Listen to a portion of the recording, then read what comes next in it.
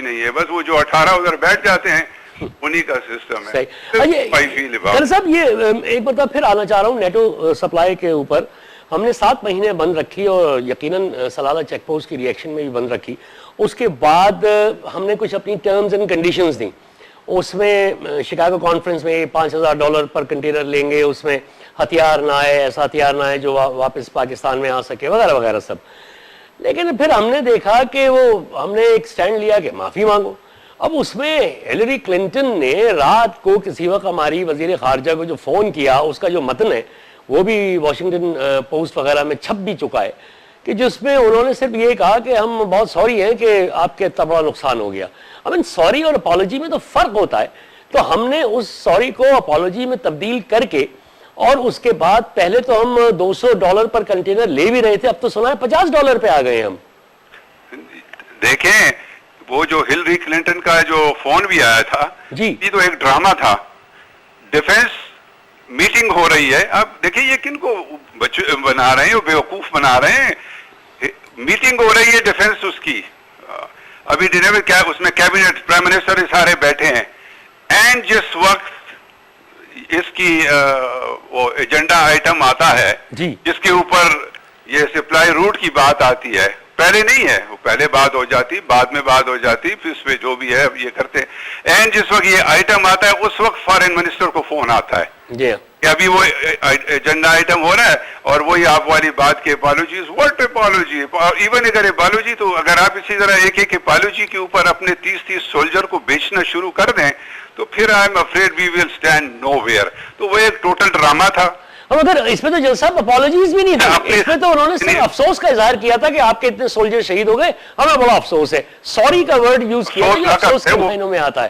دیکھیں ان کیا لیتے, ڈول لے کے ڈول میں جاتے کہ بڑی خوشی ہوئی آپ کے سولجروں کو, ہم نے وہ ہمارے پروٹیکشن بھی کرتے ہیں اور ہم نے تو ان کو مروا بھی دیا ہے. تو ابھی آپ کیا چاہتے ہیں؟ مجھے تو یہ نہیں سمجھ آتی کہ یہ لوگ چاہتے کیا ہے. وہ 1.1 بلین کی کیونکہ بجٹ کے اندر اس کے لیے کچھ کھانے رکھے ہوں گے, اور وہ بھی بدقسمتی سے اگر ہم پہ لگا لیتے, قوم پہ لگا لیتے تو پھر بھی ہم کہیں گے چلو کچھ تو فائدہ ہے.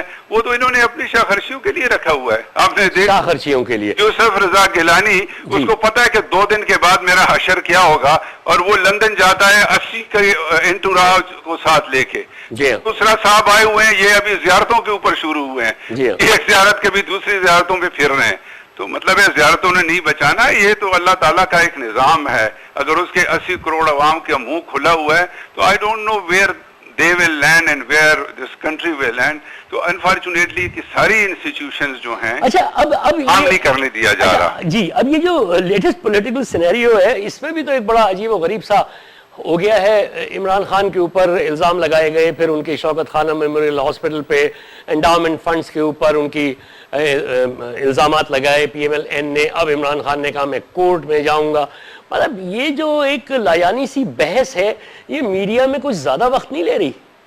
دیکھیں یہ بھی سارا فضول. دیکھو وہ عمران خان آیا تھا, اس کو ان سب پہ ایک ایڈوانٹیج حاصل ہے, ایڈوانٹیج حاصل تھی میں کہوں گا. ابھی وہ ہے والا چکر بھی شاید ہو رہا ہے, فزر آؤٹ ہو رہا ہے, بیکاز یہ ہے کہ ایک آدمی تھا جس نے اس ملک میں پیسہ نہیں کمایا, اس نے باہر سے پیسہ کمایا اور اس ملک میں لے کے آیا, اس میں کوئی شک نہیں ہے. شوکت خانم کے اوپر کوئی انگلی نہیں اٹھا سکتا, اس نے لوگوں کی خدمت کی. وہ پرائیویٹ یہ سارے اپنے پیسے بنا رہے ہیں اور کھا رہے ہیں, تو عمران خان بھی یہ کر سکتا تھا, اس نے وہ نہیں کیا ہے.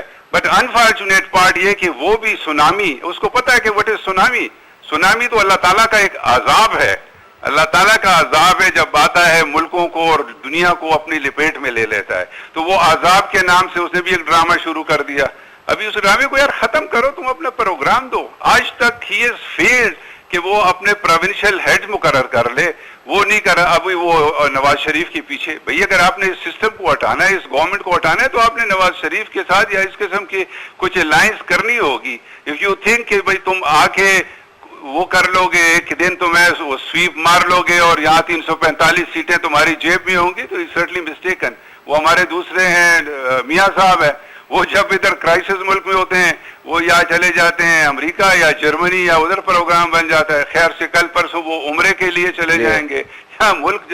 سو آپ دیکھیں پورا سسٹم پولیٹیکلی اگر آپ دیکھیں تو nobody is bothered as far as the country is concerned. Nobody is bothered. نہیں ہو رہی. ایک ذرا سی ٹیکنیکل بات یہ پوچھنا چاہ رہا ہوں, آپ تو بہت ہی رہے ہیں ان سارے کوریڈورز میں, یہ جو پیٹرول کی پرائسز ہیں, مزہ یہ آتا ہے کہ مطلب میں کیا کہوں, دلچسپ صورتحال یہ ہے کہ جس وقت کے عالمی طور پہ پیٹرول کی پرائسز جو ہیں وہ سستی ہوتی ہیں, ہمارے ہاں یہ کہہ کے بڑھا دیتے ہیں کہ ویریٹ ہو رہی ہیں پرائسز, اور اس کے بعد جب وہاں پہ بڑھتی ہیں ہمارے ہاں کم کر دیتے ہیں.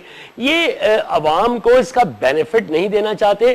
کچھ لوگ کہہ رہے ہیں کہ یہ آئل کمپنیز جو ہیں یہ بھی ایک بہت بڑا کارٹیل یا مافیا بن گئی ہے جو گورنمنٹ پہ اور پرائسز پہ اثر انداز ہوتا ہے. آپ کا کیا خیال ہے؟ بالکل, آپ کی جو منسٹری ہے, سب دنیا کے چور جو ہیں وہ او جی سی ایل میں, اور یہ منسٹری پیٹرولیم, اور اس میں او جی ڈی سی ایل جو ہے اس کے اندر 3000 سرپلس لوگ ہیں. وہ 3000 جو ہے the way they eat, کدھر سے کھاتے ہیں, یہ ساری چیزیں کرتے ہیں. تو یہ پرائسز, یہ آپ نے وہ اپنا اس کو وزیر اعظم بنا دیا ہے, وہ راجہ رینٹل صاحب کو, وہ ادھر سے پیسے جو لوگوں نے کھائے آپ لوگوں کو کھلا رہے ہیں. بلکہ رینٹل کے اندر تو بعض ایسی وہ ہیں جس میں آپ نے دیا تھا ان کو کانٹریکٹ کہ ان کو پیسے ملیں گے, وہ چاہے بجلی پروڈیوس کریں یا نہ, آپ نے 50% کی پیمنٹ کرنی ہے. ابھی وہ تو آپ اس کو آلریڈی لوگوں کو وہ پیمنٹ کر رہے ہیں. تو nobody as far as they are concerned, they are not put, وہ ہر ایک نئی چیز میں, کبھی عراق کے ساتھ لیکڈ پیٹرولیم, کبھی اس پیٹرولیم کے, وہ ہر ایک نیا چیز لے کے آتا ہے مارکیٹ کے اندر اور اس گورنمنٹ کے اندر.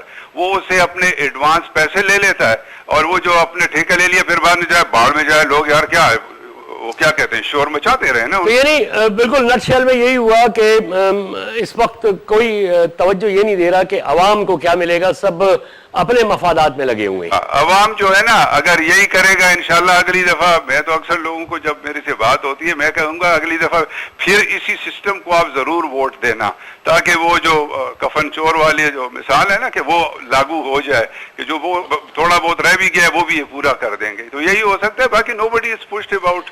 کرنل صاحب تھینک یو ویری مچ, بہت شکریہ, بہت اچھا لگا آپ سے بات کرنا. Thank you very much. خواتین حضرات, یہ تھا کرنل بشیر ولی محمد سے ہماری گفتگو, اور پروگرام کا وقت ختم ہو گیا, لیکن اب آپ سے میری ملاقات انشاءاللہ جمعے کو ہوگی. اگلے پروگرام تک کے لیے خدا حافظ. ہر کل امر کو صدا دو کہ اپنی فرد عمل سنبھالے, اٹھے گا جب جم میں سرفروشاں, پڑیں گے دار و رسن کے لالے, کوئی نہ ہوگا جو بچا لے, جزا سزا سب یہیں پہ ہوگی, یہیں عذاب و ثواب ہوگا, یہیں سے اٹھے گا شور محشر, یہیں پہ روز حساب